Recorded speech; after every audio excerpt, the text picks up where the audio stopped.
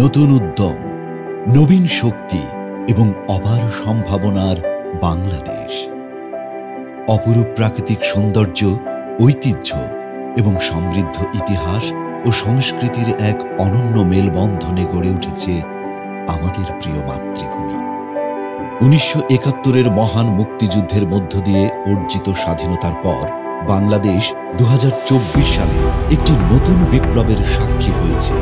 তরুণ প্রজন্মের নেতৃত্বে গড়ে ওঠা ছাত্র জনতার জুলাই বিপ্লব বাংলাদেশের ইতিহাসে এক গৌরবোজ্জ্বল অধ্যায়, যা বিশ্বের কাছে এক অনুপ্রেরণার প্রতীক। বাংলাদেশের বৈচিত্র্যময় রপ্তানি বাজার আজ বিশ্বব্যাপী প্রসারিত। 1972 সালে বাংলাদেশের রপ্তানি বাণিজ্য শুরু হয়েছিল 68টি দেশে 25টি পণ্য রপ্তানির মাধ্যমে। বর্তমানে বাংলাদেশ 855টি পণ্য 213টি দেশে রপ্তানি করে 44.50 বিলিয়ন মার্কিন ডলার আয় করছে। বাংলাদেশের প্রধান রপ্তানি পণ্যগুলোর মধ্যে রয়েছে তৈরি পোশাক, চামড়া ও চামড়াজাত পণ্য, কৃষি ও কৃষিজাত পণ্য, পাট ও পাটজাত পণ্য, হোম টেক্সটাইল, লাইট ইঞ্জিনিয়ারিং পণ্য, নন লেদার ফুটওয়্যার এবং হিমায়িত মাছ। সবুজ অর্থনীতিতে বাংলাদেশের অগ্রগতি বিশ্বের সকলের দৃষ্টি কেড়েছে। ইতোমধ্যে দেশটির 232টি গ্রিন ফ্যাক্টরি সার্টিফিকেট পেয়েছে এবং 500-এর অধিক সার্টিফিকেট প্রাপ্তির অপেক্ষায় রয়েছে। বাণিজ্য বহুমুখীকরণের বিশাল সুযোগ বাংলাদেশের সামনে। বাংলাদেশ কটন বেস ফেব্রিক থেকে ম্যানমেড ফেব্রিকের দিকে যাচ্ছে এবং নতুন নতুন বাজারে প্রবেশের ফলে নতুন নতুন সম্ভাবনাময় পণ্যের সৃষ্টি হয়েছে। এই পণ্যগুলো হল ফার্নিচার পণ্য, ম্যানমেড ফাইবার ভিত্তিক তৈরি পোশাক, সেমিকন্ডাক্টর, লাইট ইঞ্জিনিয়ারিং, অপটিক্যাল পণ্য, ইলেকট্রিক ও ইলেকট্রনিক পণ্য, কপার ও স্টিল পণ্য, সিরামিক, ফার্মাসিউটিক্যালস, হস্তশিল্প পণ্য।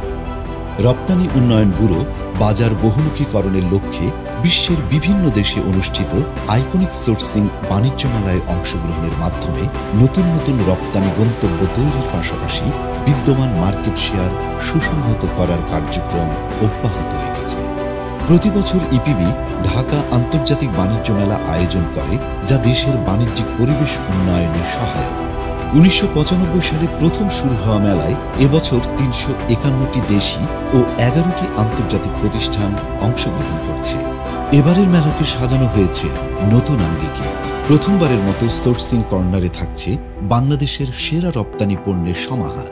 তারুণ্যের শক্তি ও উদ্দীপনাকে অনুপ্রাণিত করতে প্রস্তুত করা হয়েছে ইউথ প্যাভিলিয়ন। জুলাই বিপ্লবের মহান আত্মত্যাগকে ধারণ করে তৈরি করা হয়েছে জুলাই চত্বর। বয়সভেদে দর্শনার্থীদের সুবিধার জন্য রাখা হয়েছে বিভিন্ন আয়োজন। প্রথমবারের মতো এবারই ই-টিকেটিংয়ের মাধ্যমে দর্শনার্থীদের প্রবেশ সহজ করা হয়েছে। বাংলাদেশ আজ চতুর্থ শিল্প বিপ্লবের দ্বার প্রান্তে। তরুণ প্রজন্মের প্রযুক্তিভিত্তিক উদ্যোগ, ফ্রিল্যান্সিং এবং স্টার্টআপগুলোর মাধ্যমে দেশের অর্থনীতি শক্তিশালী হচ্ছে। জুলাই বিপ্লব বাংলাদেশকে দেখিয়েছে এক নতুন বাংলাদেশের স্বপ্ন, যেখানে থাকবে না কোনো দারিদ্র্য, থাকবে না কোনো বেকারত্ব এবং উন্নয়ন হবে পরিবেশ বান্ধব ও টেকসই। আসুন আমরা সবাই 29তম ঢাকা আন্তর্জাতিক বাণিজ্য মেলায় অংশগ্রহণ করি, তারুণ্যের উদ্দীপনায় দেশ গড়ি।